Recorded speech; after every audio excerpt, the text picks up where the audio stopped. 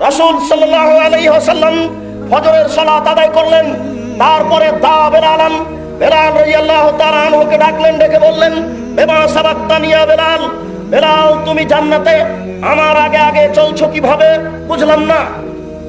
মা দাখালতুল জান্নাতা ইল্লা সামিতু খাসখাসাতাকা আমি বেলাল, আমি যতবার জান্নাতে প্রবেশ করেছি ততবারই দেখি তুমি আমার আগে আগে জুতা পায়ে দিয়ে জান্নাতে হাঁটো।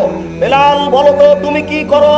যতবার আমি জান্নাতে প্রবেশ করেছি দেখি তুমি আমার আগে আগে জান্নাতে জুতা পায়ে দিয়ে হাঁটো। এমন কি তোমার আমল আছে যার বিনিময়ে এটা ভোগ করছো? বেলাল রাদিয়াল্লাহু তাআলা আনহু বললেন, আল্লাহর নবী, এমন কোন আশাপূর্ণ আমল আমি করি না যেই আমলের বিনিময়ে আপনার আগে আগে জান্নাতে জুতা পায়ে দিয়ে হাঁটবো। তবে কুল্লামা দাখালতুল মসজিদা সাল্লাইতু রাকাতাইন, যতবারই মসজিদে প্রবেশ করি ততবার 2 রাকাত সালাত আদায় করি। ভারত, বাংলাদেশ, পাকিস্তানের শতকরা 90 থেকে 95 জন লোকের দাবি যে মসজিদে ঢুকে আগে বসতে হবে, আর আল্লাহর নবী বলছেন মসজিদে ঢুকে 2 রাকাত সালাত আদায় করতে হবে। মসজিদে ঢুকে 2 রাকাত সালাত আদায় না করে কেউ বসতে পাবে না।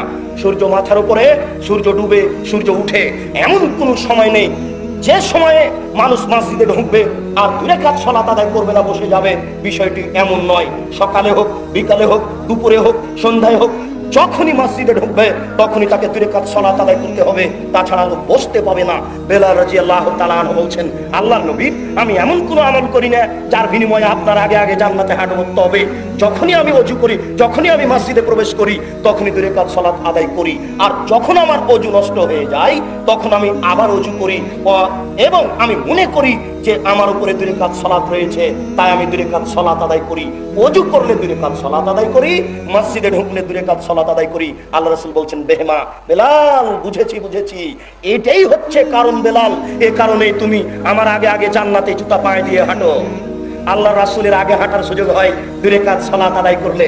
সুন্দর করে ওযু করে ভয় ভীতি নিয়ে 2 রাকাত সালাত আদায় করলে রাসূলের আগে আগে জান্নাতে হাঁটা সুযোগ হচ্ছে, জান্নাত পাওয়া যাবে ইনশাআল্লাহ 2 রাকাত সালাত আদায় করে।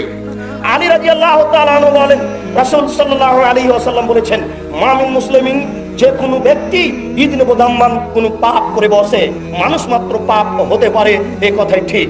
যখন কোন মানুষ পাপ করে বসে তারপর দাঁড়ায়, ওযু করে, সুন্দর করে ওযু করে, ওয়াইসাল্লি রাকাতাইন, 2 রাকাত সালাত আদায় করে, ওয়াস্তাগফিরুল্লাহ, তারপর আল্লাহর নিকটে ক্ষমা চায়, গফিরাল্লাহু, আল্লাহ তার পাপকে ক্ষমা করে দেন। শুনুন, পাপ হলে ওযু করতে হবে, সুন্দর করে ওযু করতে হবে, এরপরে 2 রাকাত সালাত আদায় করতে হবে, তারপরে আবার আল্লাহর কাছে ক্ষমা চাইতে হবে। আপনার ব্যক্তিগত ব্যাপার, আপনি হাত তুলে ক্ষমা চাইবেন কি মুখে বলবেন? আপনি বলুন, আস্তাগফিরুল্লাহ ওয়া আতুবু ইলাইহি, তোমার কাছে ফিরে যেতে চাই, তোমার কাছে ক্ষমা ভিক্ষা চাই, আমার ভুল হয়েছে, তুমি আমাকে মাফ করো। পাপ হওয়ার পরে এমন কাজ করলে আল্লাহ তাআলা তাকে মাফ করবেন। খালিদ জোহানি রাদিয়াল্লাহু তাআলা আনহু বলেন, রাসূল সাল্লাল্লাহু আলাইহি সাল্লাম বলেছেন, মান সাল্লা রাকাতাইন, কে যদি 2 রাকাত সালাত আদায় করে, ওয়ালাম ইয়াসু ফিহিমা, এই 2 রাকাত সালাতে যদি সে অলসতা না করে, কে যদি 2 রাকাত সালাত আদায় করে, 2 রাকাত সালাতে যদি অলসতা না করে, একেবারে মনে প্রাণে ভয় ভীতি নিয়ে, প্রস্তুতি নিয়ে সুন্দর করে 2 রাকাত সালাত আদায় করে, গফিরা লাহু মা তাকাদ্দামা মিন জামবিহি, তাহলে তার অতীতের সমস্ত পাপকে ক্ষমা করা হবে।